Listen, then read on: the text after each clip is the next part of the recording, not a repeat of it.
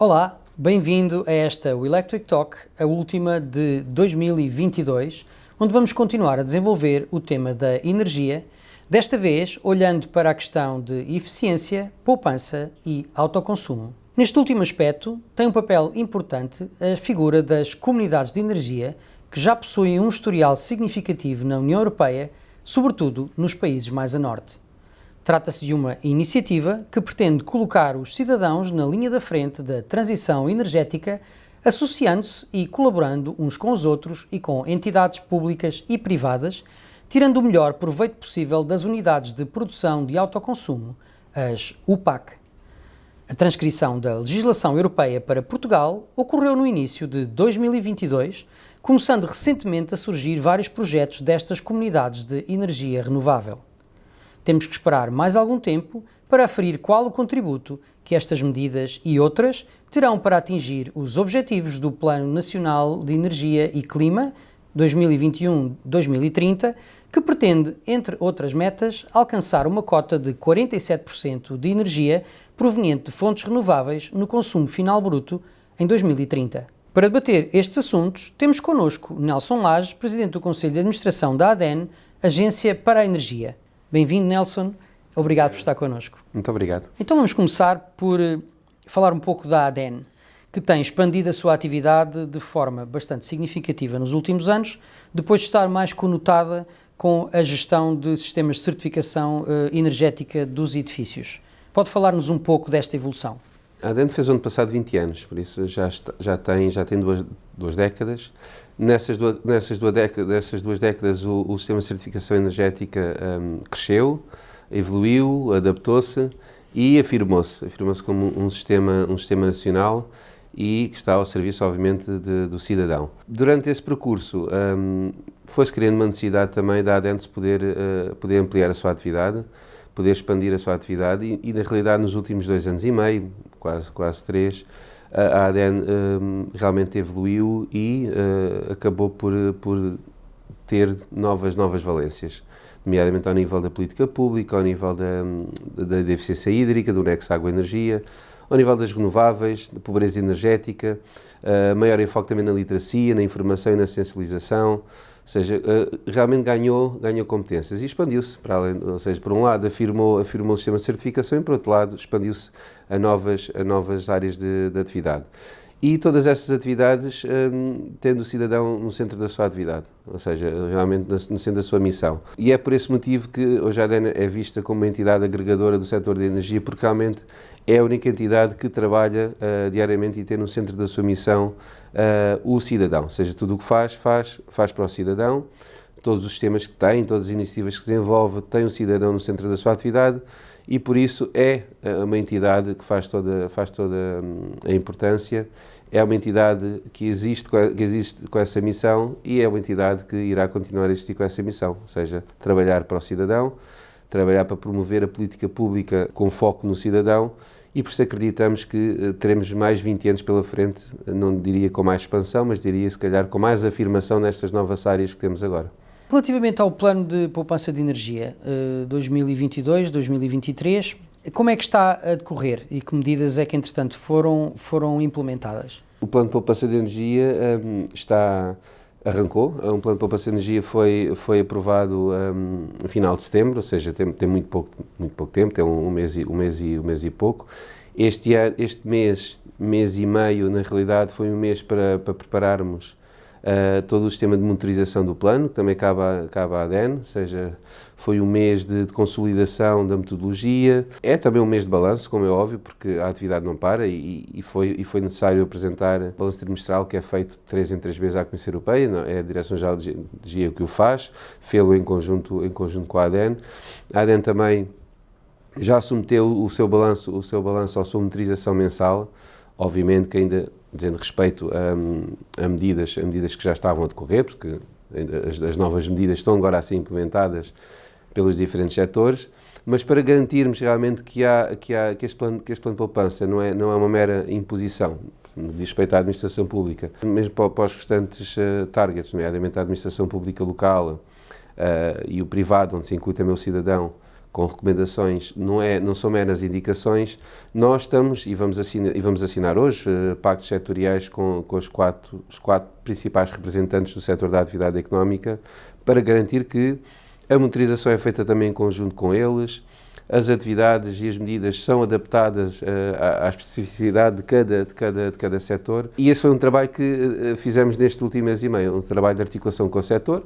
O plano em si já foi feito, já resultou da articulação e de um trabalho concertado com todo o setor, ou seja, consultámos e ouvimos e recebemos inputs de mais de 50 entidades do setor da atividade económica, ou seja, mesmo em pleno mês de agosto, acho que foi um plano muito participado, um plano muito consolidado, e por isso agora queremos também que a sua implementação seja igual, ou seja, queremos ter o envolvimento de todos, queremos que a atividade económica partilhe connosco também a implementação das medidas. Temos um exemplo recentemente que vimos nos centros comerciais com uma grande aposta na redução do consumo em todos os centros comerciais. Ainda hoje ou ontem foi anunciado também a redução do consumo ao nível daquilo que é a iluminação natalícia. Ou seja, há muitas autarquias também a implementar já as suas próprias medidas. As medidas para as autarquias são voluntárias, por isso ficamos muito contentes por ver já cada vez um maior número de autarquias a implementar as suas medidas de poupança. Estamos contentes com o arranque, estamos confiantes na sua implementação.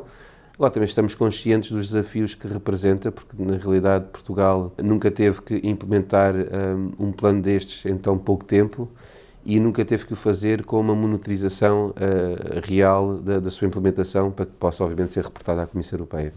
Há aqui grandes desafios, envolver toda uma sociedade, não é? Ou seja, apostar nos comportamentos. Não era possível termos tratado disso um bocadinho antes? Quer dizer, não teria feito sentido, se calhar, se tivéssemos já antecipado esta situação de repente, os preços de energia dispararem, haver muito maior risco de pobreza energética? Não se podia ter feito mais qualquer coisa em termos de... Sim, o Plano de Poupança de Energia é a resposta ao desafio lançado pela Comissão Europeia da redução de 15% do consumo de gás. É isso. Ou seja, este Plano de Poupança, na realidade, é isso, não é o despertar de Portugal para os temas de eficiência energética, porque isso seria errado dizê-lo e não seria justo. Portugal é um país que até está muito bem posicionado em termos daquilo que é o caminho que tem feito a nível das energias renováveis, muitas vezes no passado criticado por estar a fazer esse caminho. Hoje estamos a colher os frutos e estamos mais bem preparados para enfrentar esta crise do que outros países na Europa estão. A eficiência energética, já se trabalha a eficiência energética em Portugal há muito tempo. Começámos agora a trabalhar a temática da eficiência hídrica, porque Portugal tem feito um caminho muito interessante no que diz respeito à eficiência. É verdade que a temática da poupança é uma temática que agora, com este plano, ganha uma dimensão diferente. Se podíamos ter tido um plano de poupança antes, é assim, o regulamento saiu antes do verão, o pedido da Comissão Europeia foi feito antes do verão, e Portugal demorou o tempo que precisou de demorar para poder pensar num plano articulado com o setor. Não quisemos cometer os erros que outros países cometeram em apresentar medidas obrigatórias para todo o país sem haver diálogo, sem haver articulação com o setor. Achámos que era mais importante esperar mais um mês e meio, e podemos ter um plano realmente que fosse não só o plano da ADENA, que o Governo incluiu a sua preparação, mas fosse também uma resposta de todo o setor. E está à vista, o plano foi muito bem acolhido por municípios, pelas associações empresariais. Hoje vamos assinar pactos setoriais com 4 representantes de todo o setor da atividade económica, por isso eu acho que foi positivo termos esperado mais um mês e meio, não nos temos lançado logo de cabeça, porque na realidade a necessidade de resposta de Portugal a este plano não é a mesma, por exemplo, que uma Alemanha, uma Itália ou um país mais nórdico. Realmente Portugal está bem posicionado na resposta no que diz respeito ao gás, que é o centro desta resposta do plano de poupança, e vamos tirar partido, obviamente, este plano de poupança ao máximo. Portugal não fez apenas um plano até março do próximo ano, conforme é pedido pela Comissão Europeia. A Comissão Europeia pede a redução do consumo de gás entre agosto e março do próximo ano. O plano português vai até ao final do próximo ano, ou seja, já tem em vista também o próximo inverno. E não podemos esquecer que a Agência Internacional de Energia realmente avisou os Estados-membros de que este inverno pode já estar mais ou menos controlado, porque as reservas de gás na Europa estão a níveis máximos, mas é preciso olhar para o próximo ano. Por isso Portugal olhou para o próximo ano no seu plano, quando inclui medidas também a contar com o próximo ano na sua totalidade, não como outros países fizeram, só contar obviamente com aquilo que a Comissão Europeia pediu. Por isso eu penso que sim, estamos preparados, estamos a dar as respostas, estamos a dar os passos certos e de forma sustentada. Qual é que é o papel que as SER, as Comunidades de Energia Renovável, podem ter para ajudar o setor de energia a cumprir os objetivos da descarbonização? E também relativamente, a mesma questão relativa também ao autoconsumo das empresas, que também podem centralizar a sua produção de energia e estabelecer também uma comunidade empresarial de energia, menos falada, mas que também pode ter um impacto positivo. Pode-nos falar um pouco sobre isso? Sim, antes de mais uma boa notícia. Uma boa notícia foi que muito recentemente a ADEN lançou um manual digital sobre as comunidades de energia renovável, sobre o autoconsumo. Um manual que está à disposição de qualquer pessoa. Eu já li. Um manual que queremos acreditar que vai conseguir passar a informação que até à data só advogados ou só especialistas em direito conseguiriam mesmo perceber, porque é normal, a legislação é feita e depois é preciso adaptá-la. E este manual vem adaptar a legislação ao consumidor. E, na verdade, o consumidor, ou pelo menos aquilo que é a potência que está destinada, estamos a falar de informação sobre prazos e procedimentos para projetos até 1 megawatt, na realidade representam a grande maioria do potencial do autoconsumo. Queremos acreditar que isto vem dar aqui um grande boost, vai impulsionar muito a aposta nesta nova solução de autoconsumo e de comunidades de energia renovável. O potencial é muito grande, o potencial para as autarquias é enorme, o potencial para as empresas também é enorme e o potencial para as pessoas também é muito grande. Acreditamos que com a SER e com o autoconsumo vamos conseguir também combater a pobreza energética.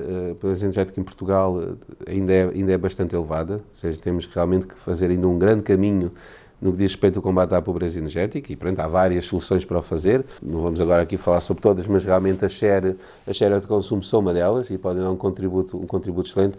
Mas, em termos autárquicos, é uma oportunidade única, dos próprios municípios poderem gerir melhor a sua fatura, gerir melhor os seus consumos, para as empresas também, ou seja, acabamos por ter aqui uma nova área onde se pode pôr ao serviço do cidadão a tecnologia que existe, a tecnologia essa que hoje é muito mais moderna do que há uns anos atrás, por isso penso que as SER aparecem na altura certa, aparecem como um aliado certo da transição energética, da descarbonização da economia, aparecem como um aliado certo daquilo que é o combate à pobreza energética e aparecem no momento certo para realmente, em plena crise energética, agora em plena crise energética, não havia há 2 anos é verdade, mas agora em plena crise energética, irão ajudar certamente ainda mais a pôr o cidadão no centro da decisão, no centro da informação e termos uma sociedade muito mais consciente e muito mais informada, porque penso que hoje em dia, e a prova está aí, é muito importante termos uma sociedade mais informada e muito mais consciente para estas temáticas de energia. Por isso penso que todos os astros se conjugaram, temos agora mecanismos, temos política pública, temos uma necessidade real de comunicar e de saber o que é que temos que fazer para melhorar a nossa situação e estamos a dar o nosso contributo e penso que a SER dará esse contributo também para uma cidade muito mais participativa e muito mais informada. Li algumas críticas relativamente à forma como foi transcrita a legislação para Portugal, relativamente às SER, que abriu demasiado a porta a entidades não locais, porque de início o conceito era para realmente potenciar a iniciativa dos cidadãos e a iniciativa de entidades locais. E neste caso há aqui a crítica, por exemplo, de uma organização que é uma cooperativa ligada a estas iniciativas e às SER, que é a Rescup.eu, que diz que nesta transcrição de facto abriu-se demasiado a porta a outras entidades e a agentes de mercado que no conceito inicial não estaria previsto. Isto faz sentido e há alguma razão especial para que tenha acontecido? Eu não vejo isso como uma crítica, nós cooperamos muito com a Rescup. A Rescup até esteve agora, a semana passada, sexta-feira, num evento que nós organizámos, onde apresentámos exatamente um estudo sobre as comunidades de energia na Europa, ou seja, um estudo que foi feito no âmbito da presidência que a ADEN tem da Rede Europeia de Agências.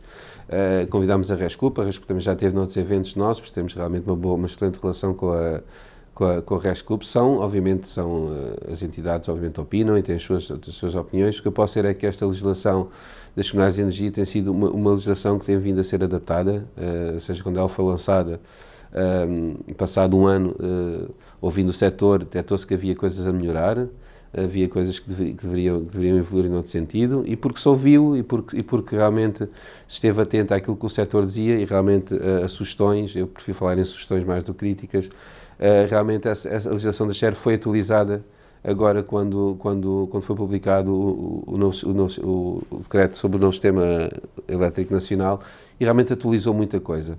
E fez uma coisa ainda que eu acho que ainda mais positiva, que foi atribuir claramente os papéis às entidades que têm competências, que passaram a ter competências nessa área das comunidades de energia renovável. Que são quais? Onde se inclui a ADN, com um papel muito bem atribuído, a DGEC também com os seus papéis muito bem atribuídos. Estas duas entidades também apostaram muito na colaboração institucional, ou seja, trabalhamos em conjunto, todas as semanas nos reunimos para tentar, obviamente, cada um com o seu âmbito de atuação, tentarmos aqui realmente ajudar a impulsionar as comunidades de energia renovável, e temos cada vez mais projetos. Por isso, é assim, da mesma maneira que se ouviu no início, iremos continuar a ouvir as sugestões, e sempre que houver oportunidade de melhorias, irão ser implementadas, irão ser analisadas, irão ser implementadas. O que eu digo é que realmente temos uma das legislações mais interessantes e mais inovadoras no que às SHARE diz respeito. Há vários conceitos, as SHAREs, autoconsumo coletivo, ou seja, realmente varia de país para país, mas este estudo que apresentámos na sexta-feira mostra que, na generalidade, estamos todos muito alinhados. Há ligeiras exceções, penso que é o caso de Espanha, mas outros países que têm um modelo ligeiramente diferente, mas na globalidade das agências que nós estudamos, estamos todos muito alinhados no modelo de implementação da SHARE, na necessidade, obviamente, de ter este modelo implementado. Por isso eu dizia que as sugestões são bem-vindas, irão ser obviamente sempre analisadas, irão ser partilhadas também com a tutela, que é na realidade quem tem que analisar e decidir se são consideradas ou não, e se sim, quando é que será a melhor altura para as considerar. Por isso eu, aqui respondendo diretamente à sua pergunta, eu acho que venham todas as sugestões, venham todas as críticas, nós temos que para contribuir para melhorar esse sistema, um sistema novo, é um bebé, surgiu há pouco tempo, há 2 anos, por isso ainda tem muitos passos para dar, mas penso que já vai mostrando coisas muito positivas, já há projetos que estão a começar a arrancar, há uma vontade muito grande de toda a cidade de implementar projetos neste domínio, as autarquias. Temos agora um projeto muito interessante que irá ser lançado ainda este ano também, que envolve aldeias, ou seja, há realmente muito interesse em implementar as comunidades de energia renovável, e por isso eu só posso ficar contente com os passos que este bebé tem dado nestes poucos anos de vida. Mas parece haver aí mais um obstáculo burocrático. Uma notícia muito recente do Jornal Público dizia que há 3 SHARE já implementadas e 170 projetos à espera de aprovação. Estamos condenados a que aqui a burocracia seja uma zona de engarrafamento aqui das boas ideias e do progresso? Uma pergunta curiosa, porque a burocracia na realidade existe em todo o espaço europeu, ou seja, vivemos uma Comissão Europeia que... Mas nos outros países isto também acontece assim, esta relação entre projetos à espera de licenciamento e os tempos... Já respondi a esse tema, mas eu acho que aqui, aproveitando obviamente a pergunta, eu acho que toda a Europa e todos os países, depois desta crise, a crise que ainda está a decorrer, acho que têm claramente que repensar a sua estratégia, têm que repensar e tem que se posicionar de uma forma diferente. E aqui a questão da burocracia é realmente chave, ou seja, não só no espaço europeu, ou seja, as próprias instituições europeias são muito burocráticas, são máquinas muito pesadas, não é? E os Estados também têm que fazer um esforço muito de agilizar tudo o que tem a ver com procedimentos. A Comissária para a Energia disse recentemente que é preciso apostar em realmente acelerar mais, em tornar os procedimentos mais ágeis, os procedimentos de maneira a que possamos realmente ter a transição energética a acontecer muito mais rápido. E as comunidades, e a SHARE realmente, como eu disse, tem um papel muito importante e podem dar um papel muito importante para a transição energética, e por isso também têm que beneficiar dessa intenção de simplificação. Eu acho que a palavra é acelerar e simplificar. Foi algo que eu disse na sexta-feira, ou no evento que aconteceu na passada sexta-feira, é preciso simplificar e é preciso acelerar. Isto aplica-se a tudo, mas também se aplica muito à questão da SHARE. Relativamente aos processos que estão pendentes ou não estão pendentes, assim, a ADER não tem essas competências, não tem competência de licenciamento, não tem competência de análise. A competência da ADER em termos de comunidades de energia é mesmo muito mais de informação e de apoio ao desenho. A pergunta é mais no sentido de que como é que vê esta situação, sendo que, quer dizer, podemos ter boas intenções, preparar a legislação, incentivar, informar, mas depois se existem estes momentos em que de facto há um estreitamento... Os bottlenecks da coisa. Eu acho que temos de trabalhar todos sentido de os identificar e de ir minimizá-los. Ou seja, penso que há caminho a fazer na simplificação dos procedimentos. Essa simplificação, obviamente, tem que resultar da análise dos constrangimentos identificados, das sugestões feitas pelos diferentes envolvidos, mas sim, aí claramente há um caminho a fazer. Caminho esse que, obviamente, vai depender de muitos fatores, muitas vezes são fatores externos, muitas vezes são fatores internos das instituições que têm essas competências. Mas quando a ADN conversa com a tutela, transmite essa necessidade também de celeridade dos processos? Claramente. Nós lidamos, não é? Nós lidamos com entidades, as entidades também vêm ter connosco e, obviamente, nós passamos essa preocupação de que os processos têm realmente que acelerar e a resolução dos mesmos tem que acelerar, porque se queremos realmente cumprir com as metas do PNEC, se queremos cumprir com as metas do plano de poupança, se queremos cumprir com as metas, tudo tem que ir mais rápido, porque na realidade vivemos tempos que exigem que as coisas aconteçam mais rápido, ok? Não podemos só exigir às pessoas que tenham comportamentos e que sejam mais eficientes de forma mais rápida, as instituições também têm que conseguir acompanhar essa urgência, e aí é muito importante que sejam criadas as condições também para que as instituições possam dar uma resposta mais rápida, e isso é preciso também a frisar que temos instituições, a instituição que é responsável por essa componente da direção de energia tem vindo a reclamar melhores condições. Essas condições estão a ser dadas de forma gradual, esperemos que se possa acelerar e se possa realmente dotar as entidades, em particular a entidade responsável pelo licenciamento, de melhores condições de resposta, porque técnicos bons têm, que estão preparados para dar resposta estão, é preciso obviamente de melhores condições. E se calhar, eventualmente, algum afinamento da legislação que permita acelerar determinados procedimentos. Portanto, aí sim confesso que poderá ser necessário avançar também nesse sentido. Muito bem, falando agora numa perspectiva um bocadinho mais macro, Portugal está, como disse, muito bem posicionado nas renováveis e tem tido uma evolução muito interessante na produção de energia verde, mas se pretendemos descarbonizar a 100% a nossa produção de energia e sermos autossuficientes, não lhe parece que mais cedo ou mais tarde vamos ter que conversar sobre o nuclear? Eu diria logo que não. Acho que não temos que conversar sobre o nuclear, pelo menos não em Portugal. Infelizmente outros países estão a recuperar esse caminho, um bocadinho tendo como enquadramento e como desculpa a atual crise. A meu ver, isso irá obviamente provocar um atraso na transição energética que é tão importante e tão crucial para não estarmos nesta situação dentro dos anos, mas na verdade no que diz respeito a Portugal nós não precisamos de centrais nucleares, não precisamos é de acelerar a produção, continuar esta aposta nas energias renováveis, que foi essa aposta nas energias renováveis que nos colocou numa posição mais favorável hoje em dia do que, por exemplo, estão outros países, como França, Itália, países que também fizeram o seu caminho nas energias renováveis, mas que apostaram não só, e agora mais, estão a retroceder com a abertura de centrais a carvão, com a aposta nas centrais nucleares. Por isso eu acredito que no caso português nós não temos claramente que fazer esse caminho. Portugal encerrou as suas duas principais centrais a carvão antes de tempo, ou seja, há 2 anos, e realmente isso não afetou minimamente aquilo que foi a produção e o consumo de energia, por isso mostra que a aposta nas energias renováveis é a aposta certa a fazer. E na realidade aqui eu acho que não apostando, continuando o caminho que estamos a fazer, continuando em mente aquilo que temos para cumprir até 2030 e até 2050. E no caso das metas até 2050 vamos conseguir antecipar em 5 anos, ou pelo menos já há essa previsão de conseguir antecipar as metas da neutralidade carbónica em 5 anos, ou seja, conseguimos chegar a 2045 com a meta que temos prevista. Isso mostra realmente que o caminho que temos para fazer é o caminho certo e não precisamos do nuclear. O nuclear realmente é uma solução muito cara, é uma solução que do ponto de vista ambiental também é insustentável, diríamos que é insustentável.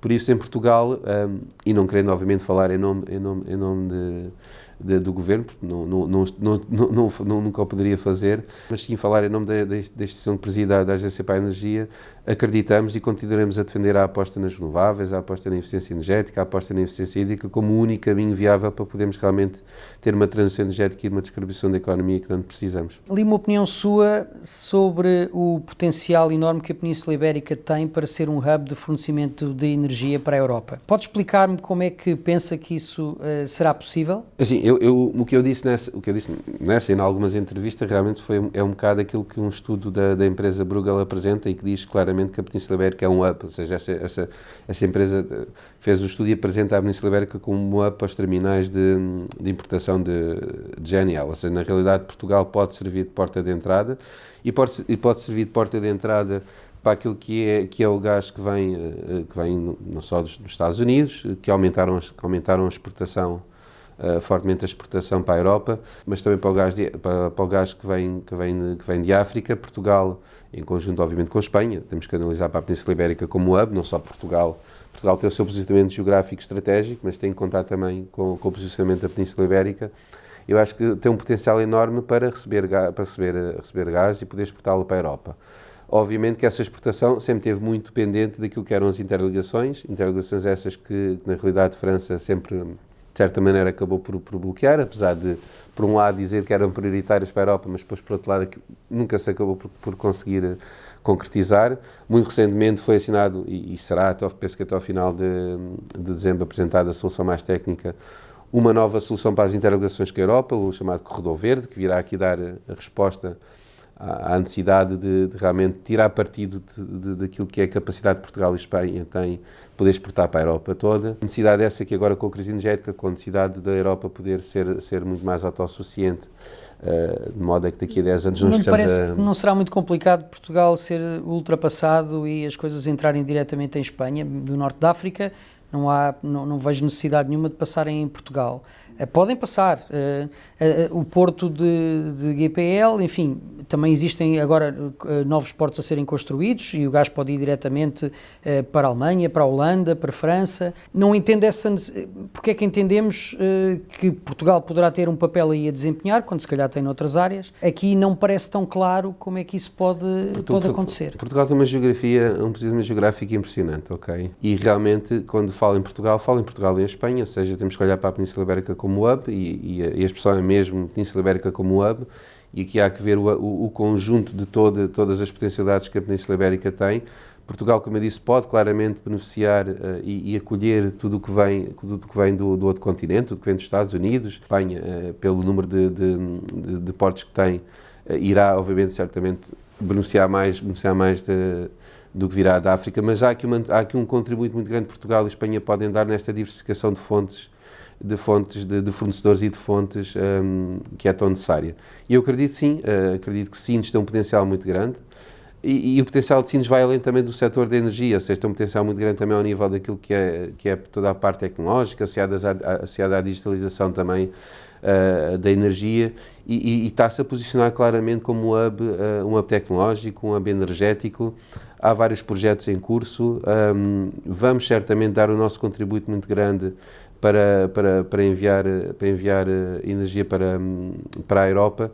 Agora, não vamos estar a medir se vamos mandar a mesma, mais do que Espanha, porque temos que olhar para o nosso posicionamento geográfico, para a nossa dimensão, para a nossa capacidade de exportação. Agora, que vamos ter um papel muito relevante no futuro da segurança energética europeia, eu acredito fortemente que sim. Ou seja, não só numa resposta a curto prazo, mas quando este corredor estiver pronto, numa resposta a longo prazo, já com o tipo de vetores energéticos, como é o caso do hidrogênio, que irá permitir aqui, que será produzido em Portugal e que irá permitir aqui, usando infraestruturas antigas e novas, irá permitir aqui abastecer a Europa com esta nova componente que é o hidrogênio, e iremos certamente dar o nosso contributo, que não será pouco, para a autonomia energética da União Europeia. A parte de Sines poder ser um hub tecnológico e de know-how, para mim é bastante clara e acho que isso devia ser apostado. Parece-me que é muito mais fácil exportar know-how do que gás natural e, sobretudo, hidrogênio. Até porque nós vamos precisar de energia renovável em grandes quantidades para a produção de hidrogênio. Acha que Portugal vai conseguir fazer isso sozinho? Vamos ter que ter ligação, se calhar, a energia elétrica que vem do norte da África? Como é que equaciona essa possibilidade, tendo em conta a quantidade exponencial de energia elétrica que é necessária para produzir hidrogênio verde? Sim, primeiro temos que olhar para este tipo de produção no curto, no médio e no longo prazo, como é óbvio, não é? Nós não vamos começar a exportar hidrogênio no próximo ano. A exportação de energia é um projeto, obviamente, a médio prazo, terão que haver as infraestruturas necessárias, para isso era preciso que houvesse vontade política e foi manifestada essa vontade política muito recentemente, estão a ser criadas as condições. Portugal tem um potencial enorme solar, tem um potencial enorme marítimo, tem condições excelentes e impressionantes para poder realmente produzir hidrogênio. Ou seja, tem mais do que outros países e temos o privilégio e a sorte de termos o país que temos, geograficamente bem posicionado, temos o percurso que fizemos do ponto de vista na aposta das energias renováveis, temos as infraestruturas adequadas também, Portugal tem as infraestruturas mais modernas que existem a nível europeu e vamos dar o nosso contributo. Agora, em que medida, se sozinhos ou não, e só o futuro é que dirá, mas eu acho que está mais do que provado que nada se faz sozinho, nada se faz de forma isolada. A resposta da Europa está a ser concertada, não está a ser isolada, está-se a apelar à solidariedade dos países, por isso eu acredito que, seja qual for a resposta que Portugal terá que dar no futuro, será certamente uma resposta concertada e articulada com outros países, e irá dar o seu contributo, seja ele pequeno, médio ou grande, irá certamente ter um papel muito importante no contributo que vai dar. Agora tenho uma questão um bocadinho mais pessoal para lhe colocar, que é, enquanto cidadão, que medidas é que o Nelson toma na sua vida para promover a sustentabilidade? Enquanto cidadão, e basicamente resumo-se àquilo que é a minha casa e a relação com os meus filhos, eu realmente tento ser uma pessoa consciente, tento passar essa consciência aos meus filhos, obviamente tento educá-los tendo com base esses valores, também passando o dia todo a trabalhar nesta área, é mais do que normal que a conversa surja, é mais do que normal que os temas surjam. Felizmente temos, o meu filho com 11 anos, felizmente tem uma educação muito mais virada para a sustentabilidade do que se calhar a minha geração, ou seja, as próprias escolas já falam sobre os temas. A escola do meu filho ainda tem uma comissão de sustentabilidade e de ambiente que organiza imensas ações, por isso na realidade eles já vivem e já lidam com a questão da sustentabilidade. E depois há todo um conjunto de ações mais eficientes em casa que temos, não só quem tem filhos, mas quem tem filhos maioritariamente, o desligar as luzes, andar atrás deles para desligarem as luzes, realmente a desligar as tomadas quando elas não são usadas à noite, ou seja, realmente ter pequenos comportamentos que nos fazem a diferença e ensinar e passar esses comportamentos a quem vive dentro da casa. Por isso, basicamente, é realmente ser mais consciente, ser coerente com aquilo também que se diz e que digo diariamente, e tentar passar essa mensagem aos meus filhos. Na realidade é isso, é mostrar-lhes que o futuro realmente é deles, que eles não podem apenas pensar no futuro só porque ainda falta muito tempo, como não sendo necessário fazer nada no presente, mas sim passar-lhe essa consciência. É engraçado, tivemos agora há pouco tempo aqui em Lisboa 45 jovens de mais de 20 países da Europa, jovens já com uma faixa etária obviamente diferente do meu filho, jovens entre os 20 e os 30 anos, por isso é que ainda se chamam jovens, mas foi muito interessante ver que realmente tivemos 45 jovens a pensar o futuro da energia, mas a pensá-lo no presente, a apresentar medidas concretas, sugestões concretas, muito interessantes, que esperemos que possam ajudar também a maneira como nós vemos o futuro e o papel dos jovens no futuro da energia. Por isso, muita consciência, muita coerência. Vem aí um novo ano. Os últimos anos novos não têm trazido a prosperidade e tranquilidade que desejamos, entre pandemia, guerra e grande instabilidade geopolítica, além de poucos avanços na ação climática que cada vez é mais urgente. Consegue deixar-nos uma previsão para 2023 com energia positiva, para encerrarmos esta primeira temporada das Electric Talks com uma nota de esperança? Fazer previsões hoje em dia é assim muito complicado para uma cidade e para um mundo que teve que lidar com crise económica, crise pandémica, uma guerra, e sabemos lá nós o que é que virá mais por aí. Acho que é muito complicado fazer previsões, mas aqui fazendo um bocadinho a numerologia, o ano 2023 na realidade marca o ano 7. O ano 7 realmente é um ano que insta a centrarmos na nossa essência, no autoconhecimento, e por isso aqui em jeito de brincadeira, mas não só, mas penso que este é um bom conselho, é que 2023, apesar de ser um ano muito de grandes desafios, é um ano que apela realmente ao envolvimento de todos e à participação de todos neste grande desafio. Sabemos que vai ser um ano complicado, um ano em que teremos certamente o inverno, se nada fizermos, um inverno ainda mais rigoroso do que este inverno, um inverno que irá trazer desafios ainda maiores do que este inverno. Os orçamentos das famílias irão continuar a ser orçamentos com um impacto complicado, negativo, ou seja, de difícil gestão, decorrente da situação toda que vivemos, por isso será um ano bastante desafiante, mas tem havido sinais de realmente tanto por parte do Governo, mas não só, de criar mecanismos de apoio. Penso que devíamos olhar muito bem para aquilo que é o mercado regulado, ou seja, realmente, atualmente temos a possibilidade de mudar para o mercado regulado e conseguimos aqui poupanças na ordem dos 60% na fatura da eletricidade, por isso acho que é muito importante no próximo ano, esperemos, acho que é muito importante que as pessoas já o possam fazer já, para que o resultado já possa ser visto no próximo ano, mas acho que era muito importante as pessoas analisarem a sua fatura, verem realmente as condições que têm, perceberem se não há benefícios, se há benefícios em mudar para o mercado regulado e se há a fazê-lo rapidamente, porque assim irão conseguir certamente ter um 2023 com valores da fatura muitíssimo mais reduzidos. Depois há outro tipo de apoios também direcionados para as empresas, há apoios também direcionados para o cidadão, que irão permitir aqui minimizar o impacto da situação que ainda estamos a viver. Em termos otimistas, eu diria que não está fácil. Não está fácil, mas a conclusão que tirámos, por exemplo, de um período de pandemia de 2 anos foi que realmente as pessoas, quando se unem e quando trabalham em conjunto e quando têm um propósito comum, conseguem realmente fazer mais. E acho que esta situação que vivemos de crise energética, resultante de uma guerra, é mais um apelo, é mais um apelo à União, é mais um apelo à união dos Estados-membros, é mais um apelo à união das pessoas e é mais um apelo também à união das instituições que trabalham todos os dias para que este impacto da crise possa ser o mais minimizado possível. Por isso, não deixando uma mensagem de tudo vai ser cor-de-rosa, isto vai ser uma maravilha para o ano, a crise vai acabar, a guerra vai acabar, os preços vão descer radicalmente. Eu deixo uma mensagem de otimismo, no sentido em que acredito que, como as coisas estão a acontecer e a evolução das coisas será obviamente positiva e teremos certamente condições ligeiramente melhores. Estão criadas as condições, temos mecanismos, temos respostas, temos o interesse, temos o envolvimento e a coisa irá certamente correr melhor. Agora, que ainda há muito caminho para fazer e que 2023 será um ano complicado, será. Por isso não posso deixar uma mensagem de que vai ser tudo uma maravilha, porque não será, é preciso ainda trabalhar muito e certamente teremos essa maravilha em 2024 ou 2025, mas até lá há muito trabalho ainda pela frente. Mas se calhar, como não esperamos nada de especial de 2023, se calhar vamos ter uma boa surpresa. Bem, temos que... Depois de tudo o que tivemos, a terminar uma guerra, eu não consigo prever o que é que pode ser pior. Por isso é que eu acho que pior do que uma guerra penso que não há. Também pensávamos pior que uma pandemia não havia e tivemos uma guerra. Estamos a lidar com ela, estamos a responder o melhor que podemos e eu penso que temos que olhar para 2023 dessa maneira. Um ano desafiante, mas um ano que obviamente irá mostrar que realmente juntos somos muito mais fortes e podemos fazer a diferença. Muito bem. Nelson, muito obrigado. Foi um gosto estar aqui consigo. Muito obrigado também por nos terem acompanhado nesta primeira temporada do Electric Talks.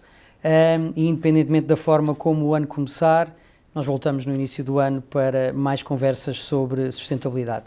Muito obrigado e até breve.